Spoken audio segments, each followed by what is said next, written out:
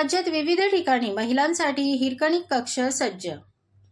अवैध दारू विक्रीला रोख बसवण्यासाठी उत्पादन शुल्क विभागात पुरुष अधिकारी कर्मचाऱ्यांप्रमाणेच महिला वर्गही तितक्याच क्षमतेने कर्तव्य बजावताना दिसत असून ठाणे उत्पादन शुल्क विभागाच्या कार्यालयात आता महिला अधिकारी कर्मचाऱ्यांसाठी स्वतंत्र हिरकणी कक्ष निर्माण केला आहे।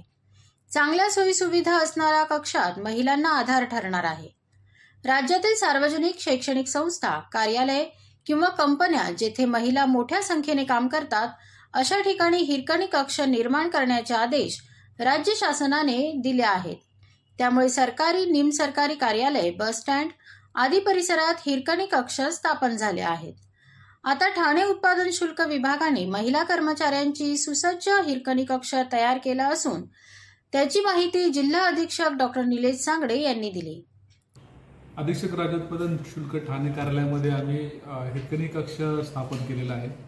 या विभागामध्ये, या कार्यालयामध्ये काम करणाऱ्या ज्या महिला आहेत त्यांच्या समस्या आणि अडचणी याचा आम्ही विचार करून हिरकणी कक्षाची स्थापना केलेली आहे।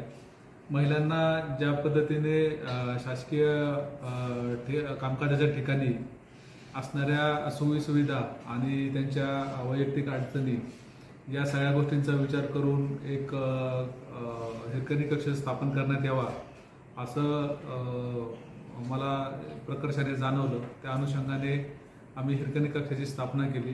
या कार्यालयाच्या अधीनस्थ काम करणाऱ्या सर्व महिला अधिकारी व कर्मचारी आहेत या हिरकणी कक्षाचा लाभ घेत आहेत आणि त्याच्यापासून त्यांनी समाधान व्यक्त केलेलं आहे। त्यांच्या दैनंदिन वैयक्तिक अडीअडचणी, वैयक्तिक त्यांच्या गरजा या हिरकणी कक्षाच्या माध्यमातून परिपूर्ण होत आहेत आणि हिरकणी कक्ष हा अतिशय सुसज्ज आणि अद्ययावत पद्धतीने आम्ही तयार केलेला असून त्याचा आमच्या कार्यालयातील सर्व महिला अधिकारी आणि कर्मचाऱ्यांना फायदा होत आहे। विभागीय कार्यालयाच्या पहिल्या मजल्यावर हिरकणी कक्ष असून यामध्ये महिलांना आवश्यक सर्व सोयीसुविधा दिल्या जाणार आहेत। स्तनदा माता, गरोदर महिला, 6 वर्षांखालील मुले आणि त्यांच्या मातांना याचा उपयोग होणार आहे। ब्युरो रिपोर्ट, जनादेश। आपली माणसं, आपला देश, पाहत रहा जनादेश। ठाण्यात 1 मे ते 12 मे दरम्यान आंबा महोत्सव। संस्कार सेवाभावी संस्था व कोकण विकास प्रतिष्ठान यांच्या संयुक्त विद्यमाने तसेच कृषी पणन मंडळ, महाराष्ट्र राज्य यांच्या सहकार्याने ठाण्यातील गावदेवी मैदानात 1 मे पासून आंबा महोत्सवात सुरुवात होत आहे। 1 ते 12 मे पर्यंत आंबा महोत्सव सकाळी 10 ते रात्री 10 पर्यंत सुरू असणार आहे। यावेळी महोत्सवाचे 17वे वर्ष आहे। या आंबा महोत्सवात कोकणातील अस्सल हापूस आंबा, पायरी, रत्नाकेसर आंब्याबरोबरच आंबा फणसपोळी, सरबते, सुके ओले काजू, मालवणी मसाले, पापड, लोणचे अशा विविध दर्जेदार कोकणी उत्पादनाचे 45 स्टॉल या महोत्सवात असणार आहेत। कोकणातील एकूण 1,80,000 हेक्टर जमिनीवर आंब्याची लागवड केली जाते। 2021 साली कोकणातील आंब्याचे उत्पन्न 3,20,000 मेट्रिक टन होते। यातील 260 कोटी रुपयांची आंब्याची विक्री मुंबई व भारतभर केली गेली आणि 100 कोटी रुपयांचा आंबा निर्यात करण्यात आला। दरवर्षी हे उत्पन्न घटत जाऊन 2022 मध्ये 2,56,000 मेट्रिक टन आणि 2023 मध्ये 1,28,000 मेट्रिक टन झाले असून 126 कोटी रुपयांची आंबा विक्री देशभर केली गेली आणि 54 कोटी रुपयांचा आंबा निर्यात केला गेला। यावर्षी अवेळी पडलेला पाऊस, ढगाळ वातावरणामुळे फळगळ झाली व थ्रिप्स रोग, तुडताडा कीटकांच्या प्रादुर्भावामुळे 40%च आंबा पीक हाती लागले आहे। त्यामुळे मागील 9 वर्षापासून कोकणातील शेतकरी आर्थिक संकटात आहे। या साऱ्या परिस्थितीचा ठाणेकर नक्कीच विचार करतील आणि आंबा महोत्सवास दरवर्षीप्रमाणेच मोठ्या प्रमाणात भेट देऊन कोकणातील शेतकऱ्यांना पाठबळ देतील याची खात्री आहे, अशी माहिती आमदार संजय केळकर यांनी दिली। आंबा शेतकऱ्याच्या हातात आलेला असला तरी देखील लोकांनी पाठबळ, त्याला ताकद देण्याचं काम शेतकऱ्याला या ठिकाणी करणं आवश्यक असतं आणि त्याच्यामुळे लोक देखील या निमित्ताने थेट शेतकऱ्यांना भेटतात आणि त्या ठिकाणी आपली उपस्थिती लावून त्यांचा थेट शेतातला आंबा जो आहे तो खरेदी करतात। त्याला एक वेगळी दर्जा असतो आणि शेतकऱ्याला देखील रास्त प्रकारचा या निमित्ताने भाव मिळतो यावेळेला देखील 50 स्टॉल असतील, बचत गटांना देखील त्याच्यामध्ये सामावून घेतलेलं असेल. ठाणे शहरामध्ये, जिल्ह्यामध्ये अनेक बचत गट काम करतात आणि हे केवळ या वर्षीपुरती नाही, ते गेल्या 17 वर्षामध्ये 3 निवडणुका झाल्या. त्या निवडणुकांमध्ये देखील हा आंबा महोत्सव जो आहे तो या शेतकऱ्यांच्या पुढाकाराने सुरू राहिलेला आहे आणि ही चळवळ जी आहे ती अखंडपणे चालू ठेवण्याचं काम ठाण्यातल्या लोकांनी केलेलं आहे, निरनिराळ्या भागामधल्या लोकांनी हे केलेलं आहे. आणि या 1 मेला संध्याकाळी 5 वाजल्यापासून आमचे कोकणामधले शेतकरी उत्पादक हे निश्चितपणे आंबा आणि निरनिराळ्या त्याच्या संबंधातले निरनिराळे प्रॉडक्ट घेऊन या ठिकाणी दाखल होतील आणि 12 मे पर्यंत गावदेवी मैदानामध्ये ही चळवळ चालेल. हा आंबा महोत्सव सुरू आहे. यावेळी माजी उपमहापौर सुभाष काळे, ठाणे महानगरपालिका परिवहन सदस्य विकास पाटील तावडे व मान्यवर उपस्थित होते. ब्युरो रिपोर्ट, जनादेश. आपली माणसं, आपला देश. पाहत रहा जनादेश. ठाणेकर मालमत्ता करदात्यांसाठी करातील व्याज माफी अभय योजना 31 डिसेंबर 2023 पर्यंत मालमत्ता करावरील 100% व्याज माफ. तसेच 1 जानेवारी ते 15 जानेवारी 2024 या कालावधीमध्ये मालमत्ता करावरील 75% व्याज माफ. त्याचप्रमाणे 16 जानेवारी ते 31 जानेवारी 2024 या कालावधीमध्ये मालमत्ता करावरील 50% व्याज माफ. तरी सदर व्याज माफीच्या अभय योजनेचा ठाणेकर करदात्यांनी लाभ घ्यावा. महानगरपालिकेच्या कोणत्याही संकलन केंद्रावर कर भरण्याची सोय आहे. ATM, डेबिट, क्रेडिट कार्डद्वारे कर भरण्याची सुविधा उपलब्ध करून देण्यात आली आहे. सोमवार ते शनिवार या दरम्यान सकाळी 10:30 ते सायंकाळी 5 वाजेपर्यंत संकलन केंद्राची वेळ असून करदात्यांच्या सोयीसाठी रविवारी संकलन केंद्र सकाळी 10:30 ते दुपारी 1:30 वाजेपर्यंत सुरू ठेवण्यात येत आहे. यासोबतच ठाणे महानगरपालिकेच्या propertytax.thanecity.gov.in या संकेतस्थळावर ऑनलाईन पद्धतीने मालमत्ता कर भरण्याची सुविधा उपलब्ध करून देण्यात आली आहे. तसेच गुगल पे, फोन पे, पेटीएम आणि भीम ॲपद्वारे आपला कर सुलभतेने जमा करू शकता. ठाणे महापालिका क्षेत्रातील सर्व करदात्यांना विनंती आहे की आपण या व्याज माफी अभय योजनेचा जरूर लाभ घ्या आणि आपला मालमत्ता कर लवकरात लवकर महापालिकेमध्ये जमा करून महापालिकेस सहकार्य करा. धन्यवाद. TJSB सौर शक्ती कर्ज, गो ग्रीन, करा वीज बिलावर बचत. आकर्षक व्याजदर, 84 महिने परतफेड कालावधी, 80% लोन, व्यावसायिक आणि उद्योजकांकरता सुद्धा. अधिक माहितीसाठी तुमच्या जवळच्या शाखेला भेट द्या किंवा संपर्क साधा. 1800-223-466 आणि 1800-266-3466. सर्व नागरिकांना आवाहन करण्यात येत आहे की सध्या डासांमार्फत पसरणाऱ्या डेंग्यू या आजाराचा प्रसार रोखण्यासाठी प्रत्येकाने पुढील प्रमाणे कार्यवाही करावी. डेंग्यू आजार एडिस इजिप्ती हा डास चावल्याने होतो. या डासांची पैदास साचलेल्या किंवा साचवलेल्या स्वच्छ पाण्यामध्ये होते. 8 दिवसांपेक्षा जास्त दिवस पाणी उघडे व साचून राहिल्यास त्यात डास अंडी घालतात. अंड्यांच्या अळ्या तयार होऊन पुढे डास तयार होतात. यासाठी आपल्या घरातील पाणी साठे, उदाहरणार्थ बॅरल्स, पिंपे, टाक्या, हौद, रांजणे इत्यादी दर आठवड्याला रिकामे करून घासून पुसून कोरडे करून पुन्हा भरावे. 1 दिवस कोरडा दिवस म्हणून पाळावा. पाणी साठ्यांना घट्ट झाकणे बसवावीत किंवा जुनी साडी, चादर, धोतर यांनी बांधून झाकून ठेवावीत, म्हणजे डास त्यात जाऊन अंडी घालणार नाहीत. घराच्या गच्चीवर, आजूबाजूला, अंगणात कोठेही पाणी साचू देऊ नये. भंगार सामान उघड्यावर टाकू नये. उदाहरणार्थ टायर्स, प्लास्टिक सामान, कुंड्या, टाकाऊ वस्तू इत्यादी. अशा सामानात पावसाचे पाणी साठून त्यात डेंग्यूच्या डासांची पैदास होते.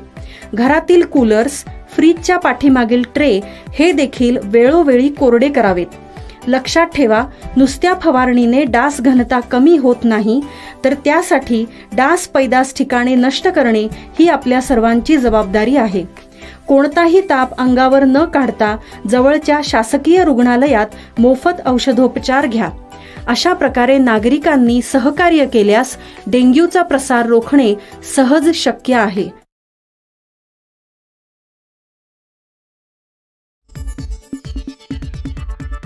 आपली माणसं आपला देश, पाहत रहा जनादेश. पत्रकारास मारहाण प्रकरणी तक्रार दाखल. धुळदेव तालुका माण येथील पत्रकार सचिन नारायण शिंगाडे, त्यांचे मित्र विलास राजाराम कोळेकर हे दोघे गावातील धुळोबा यात्रेनिमित्त देवदर्शन बातमी करण्यासाठी मंदिरात गेले असता त्यावेळेस देवाचा छबिना निघाला असता काही महिलांच्या अंगात आले होते. त्यावेळी सचिन शिंगाडे हे देवाच्या यात्रेची बातमी प्रसारित करण्यासाठी येणाऱ्या जाणाऱ्या भाविकांचे शूटिंग करत असताना आरोपी पोपट मासाळ, लाला मासाळ यांनी शूटिंग का करतोयस असे म्हणत शिवीगाळ करत लाथाबुक्यांनी तोंडावर मारहाण केली. या मारहाणीमध्ये पत्रकार सचिन शिंगाडे यांच्या नाकातून आणि तोंडातून रक्त येऊन जखमी झाले आहेत. घडलेला हा प्रकार तात्काळ म्हसवड पोलीस स्टेशनला कळवल्यानंतर पोलिसांनी या 4ही जणांविरोधात तक्रार दाखल करून घेतली आहे. ब्युरो रिपोर्ट, जनादेश. आपली माणसं आपला देश, पाहत रहा जनादेश. दादोजी कोंडदेव स्टेडियम मध्ये सापडले ईव्हीएम आणि मतदान कार्ड. ईव्हीएम की बॅलेट पत्रिका यावरून देशभरात संघर्ष पाहायला मिळत असताना ठाण्यातील दादोजी कोंडदेव स्टेडियम मधील भंगारात ईव्हीएम आणि हजारो मतदान कार्ड सापडले आहेत. या सर्व वस्तू चक्क भंगारात विकल्या जाणार असल्याचे कळते. ठाण्यातील दादोजी कोंडदेव स्टेडियमच्या प्रेक्षक गॅलरी स्टँड खाली काही रिकाम्या खोल्या आहेत.